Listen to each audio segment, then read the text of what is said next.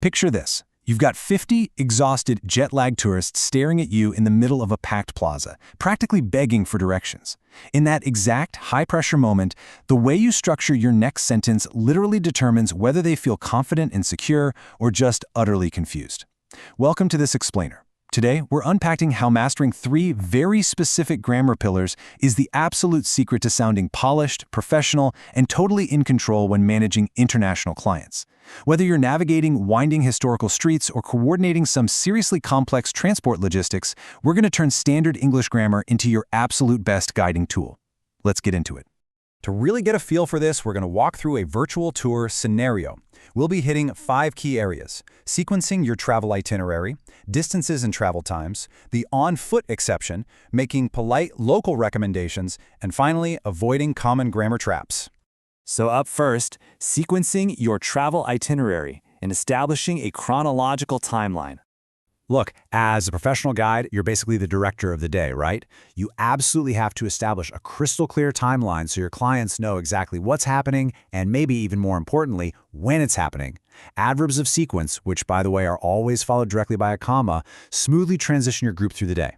You kick things off for the morning departure with first or first of all. Then, as you move into midday logistics, use transition markers like next or then. Hitting lunch or a leisure stop, after that is your perfect bridge. And when it's finally time to head back to the hotel for the evening, finally signals the wrap-up. These aren't just filler words, they're vital verbal signposts. Giving your tourists this kind of structured timeline instantly lowers their anxiety. They aren't stressed about missing the bus because, well, you've already mapped out the entire day for them. But here is a super common trap. It's incredibly easy to just overuse the word then.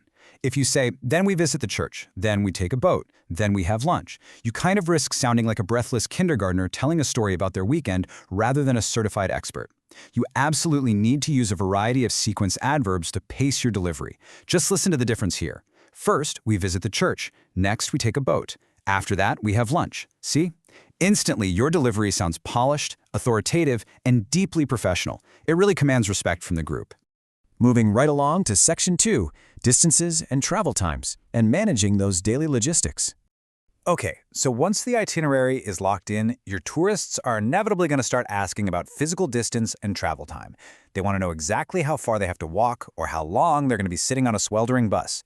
The easiest way to handle this is by recognizing the foundational why question structure used to ask about the gap between 2 landmarks. How far is location A from location B? So something like, how far is the nature reserve from the town center? It's a formula you're going to hear daily, from morning till night. Once you master recognizing this structure, you're never caught off guard, no matter how chaotic the environment gets around you. Now, when you hear that question, your job is to fire back with a clear, direct answer stating the distance. It is about 5 kilometers away. Or even just a simple, it is very close.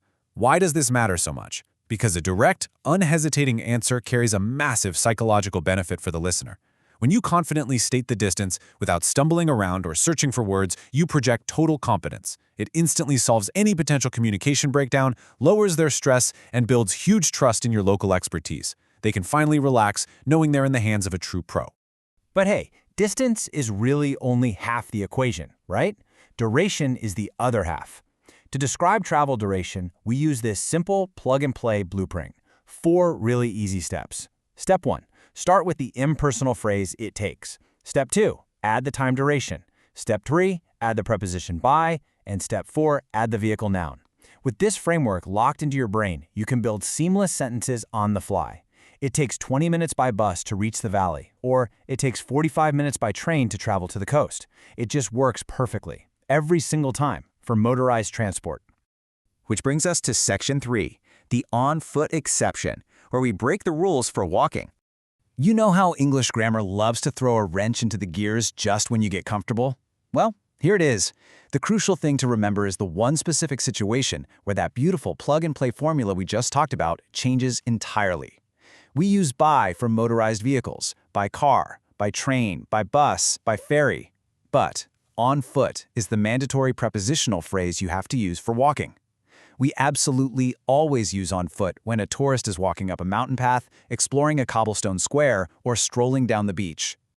And this leads to a classic trap you might be tempted to fall into, saying something like, the journey lasts 10 minutes by foot.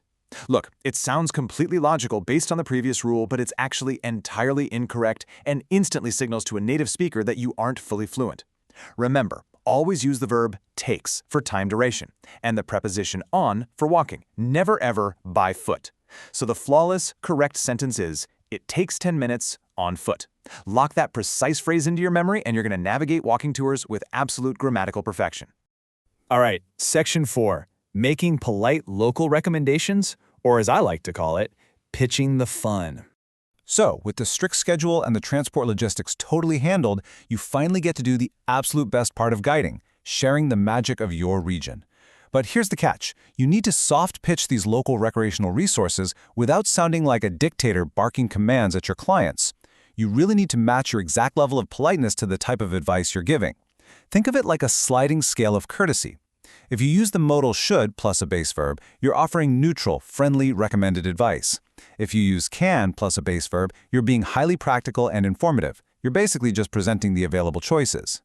And if you bust out the question format, why don't you are operating at a level of incredibly high courtesy, warmly inviting them and proposing a really fun idea. Let's actually hear how these blueprints sound in action. For friendly advice, you might say, you should visit the local lake, it is beautiful. For presenting practical options, you can practice kayaking or rock climbing in the canyon. And for that highly inviting warm idea, why don't you try the local cider tasting tour tomorrow morning? See? By combining these modal verbs directly with a base verb, you completely replace those abrupt, bossy imperatives with highly courteous, welcoming suggestions. These are exactly the kinds of polished local recommendations that international tourists go crazy for, and honestly, it's what usually leads to those glowing 5-star reviews. Finally, Section 5, avoiding common grammar traps. These are the final hurdles to professionalism. Right before you head out into the field to guide your next group, we need to clear a few final hurdles regarding these local recommendations. Mostly because a tiny linguistic slip right here can completely break the professional spell you've worked so hard to cast all day long. Never ever say, you should try the regional cheese, or why don't you visiting the castle? Modals like should and can literally never take the word to. And that high courtesy structure, why don't you, absolutely must be followed by the base infinitive form of the verb, with no ing at the end whatsoever. The correct polished phrasing is simply, you should try the regional cheese, and why don't you visit the castle? It's clean, it's crisp, and it's perfectly professional. Apply these structural blueprints in your daily interactions, and you'll quickly find that mastering these 3 simple pillars, sequencing your itinerary chronologically, flawlessly managing distance and on-foot logistics, and soft pitching polite recommendations, is the true key to guiding international tourists with absolute success. But here's the ultimate question I want to leave you with today. Now that you hold the exact linguistic formulas to project total competence and hospitality, how are you going to use them tomorrow to turn a simple guided tour into a profoundly unforgettable experience for your guests?